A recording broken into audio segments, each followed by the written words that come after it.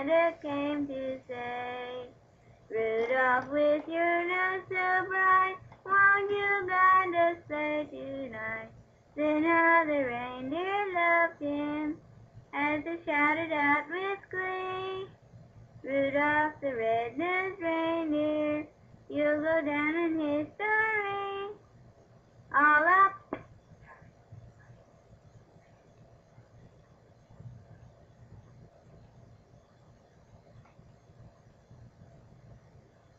Go. 'Twas the night before Christmas, when all through the house not a creature was stirring, not even a mouse. The stockings were hung by the chimney with care, in hopes that St. Nicholas soon would be there. The children were nestled all snug in their beds, while visions of sugar plums danced in their heads. And Mama in her kerchief and I in my cap had just settled down for a long winter's nap. When out on the lawn there arose such a clatter, I sprang from my bed to see what was the matter. Away to the window I flew like a flash, tore open the shutters and threw up the sash. The moon on the breast of the new fallen snow gave a luster of midday to the objects below. When what to my wondering eyes should appear but a miniature sleigh and 8 tiny reindeer. With a little old driver so lively and quick, I knew in a moment it must be St. Nick. More rapid than eagles his coursers they came, and whistled and shouted and called them by name. Now Dasher, now Dancer, now Prancer and Vixen, on Comet, on Cupid, on Donder and Blitzen. To the top of the porch, to the top of the wall, now dash away, dash away, dash away all. As dry leaves that before the wild hurricane fly when they meet to an obstacle now to the sky, so up to the housetop the coursers they flew, with a sleigh full of toys and St. Nicholas too. And then in a twinkling I heard on the roof the prancing and pawing of each little hoof.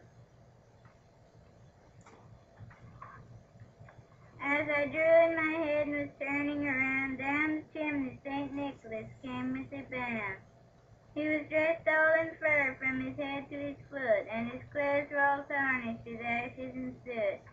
A bundle of toys he had flung on his back, and he looked just like a peddler opening his pack. His eyes, how they twinkled, his dimples, how merry. His cheeks were like roses, his nose like a cherry. His droll little mouth was drawn up in a bow, and the beard on his chin was as white as the snow. The stump of a pipe he held tight in his teeth, and the smoke had encircled his head like a wreath. He had a broad face and a little round belly that shook when he laughed like a bowl full of jelly. He was chubby and plump, a right jolly old elf, and I laughed when I saw him in spite of myself. A wink of his eye and a twist of his head soon gave me to know I had nothing to dread. He spoke not a word, but went straight to his work and filled all the stockings and turned a jerk. And laying his finger side of his nose and giving a nod up the chimney he rose. He sprang to his sleigh, to his team gave a whistle, and away they all flew like the down of a thistle. But I heard him exclaim ere he drove out of sight, Happy Christmas to all, and to all a good night. Meow. Suzanne Overmiller, December 25th, 1949. The Littlest Angel. Once upon a time, oh, many, many years ago, as time is calculated by men, but which was only yesterday in the celestial calendar of heaven, there was in paradise a most remarkable, thoroughly unhappy, and utterly dejected cherub, who was known throughout heaven as the littlest angel. He was exactly 4 years, 6 months, 5 days, 7 hours, and 42 minutes of age when he presented himself to the gatekeeper and waited for admittance to the glorious kingdom of God. Standing with his short brown legs wide apart, The littlest angel tried to pretend that he wasn't at all impressed by such unearthly splendor, and that he wasn't at all afraid, but his lower lip trembled, and a tear disgraced him by making a new furrow down his already stain-streaked face, coming to a halt at the very tip of his little freckled nose. But that wasn't all.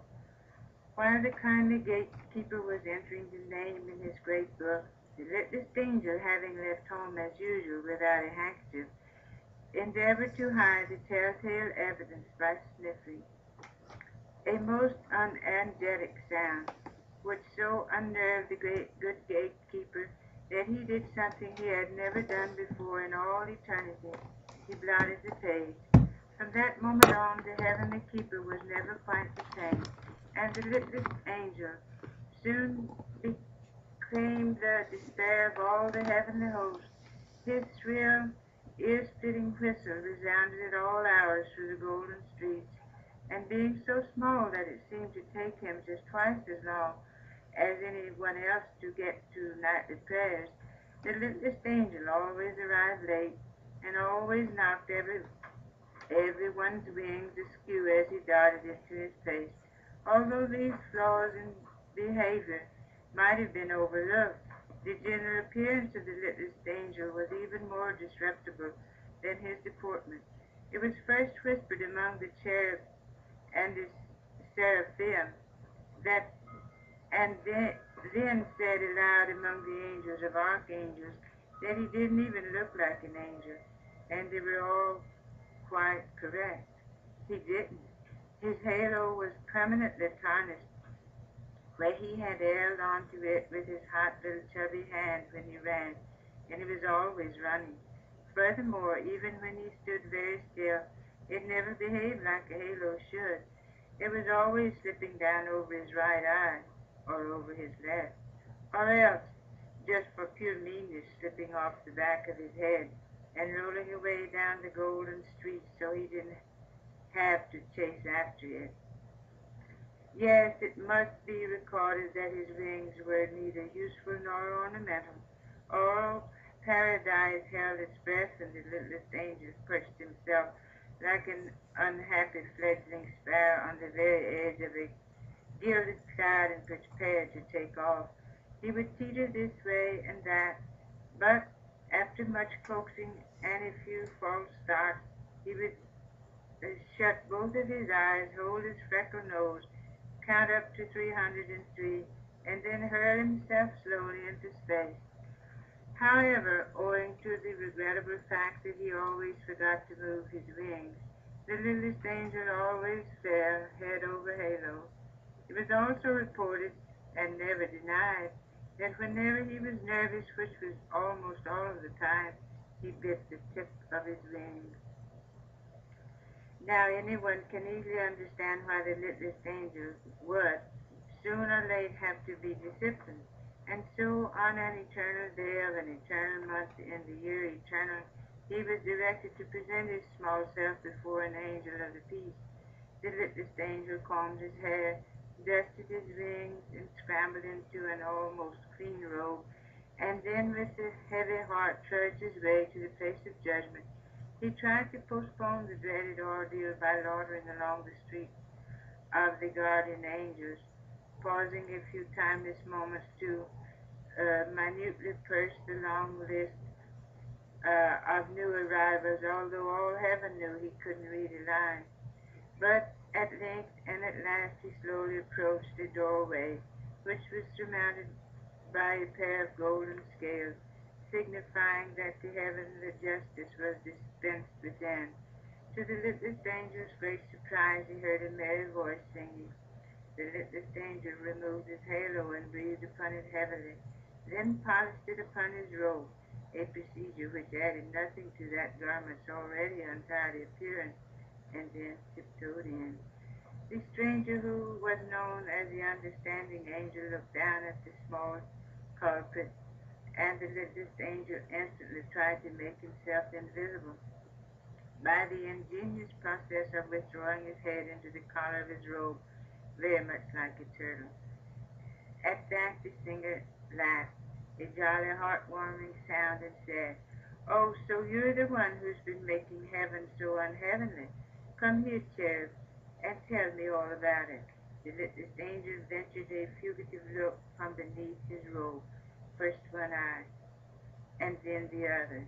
Suddenly, almost before he knew it, he was perched on the lap of the understanding angel, and was explaining how very difficult it was for a boy who suddenly finds himself transformed into an angel. Yes, and no matter what the archangel said, he'd only swung once, well, twice. Oh, all right then, he'd swung 3 times on the Golden Gate, but that was just for something to do. That was a whole trouble. There wasn't anything for a small angel to do, and he was very homesick. Oh, not that paradise wasn't beautiful, but the earth was beautiful too. Wasn't it created by God Himself? Why, there were trees to climb and brooks to fish, and caves to play at pirate chief, the swimming hole, and sun, and rain, and dark, and dawn, and thick brown dust so soft and warm beneath your feet. The understanding angel smiled, and in his eyes was a long-forgotten memory of another small boy in the long ago. Then he asked the littlest angel what would make him most happy in paradise. The cherub thought for a moment and whispered in his ear, "There's a box. I left it under my bed home. If only I could have that." The understanding angel nodded his head. "You shall have it," he promised. And a fleet-winged heavenly messenger was instantly dispatched to bring the box to paradise. And then, in all those timeless days that followed, everyone wondered at the great change in the littlest angel, for among all the cherubs in God's kingdom he was the most happy. His conduct was above the slightest reproach. His appearance was all that the most fastidious could wish for. Then it came to pass that Jesus, the Son of God, was to be born of Mary of Bethlehem of Judea. And as the glorious tidings spread through paradise, all the angels rejoiced, and their voices were lifted to herald the miracle of miracles, the coming of the Christ child. The, the angel and the archangels, the seraphim and the cherubim, the gatekeeper, the wing maker, yes, even the halo smiths put aside their usual task to prepare their gifts for the blessed infant. But all the littlest angel, he sat himself down on the topmost steps of the golden stairs and anxiously waited for inspiration. What could he give that would be most acceptable to the Son of God?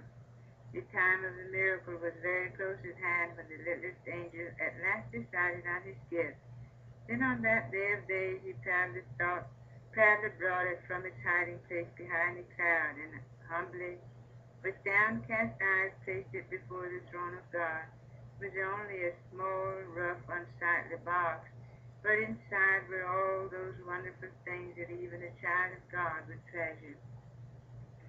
A small, rough, unsightly box lying among all those other glorious gifts from all the angels of paradise.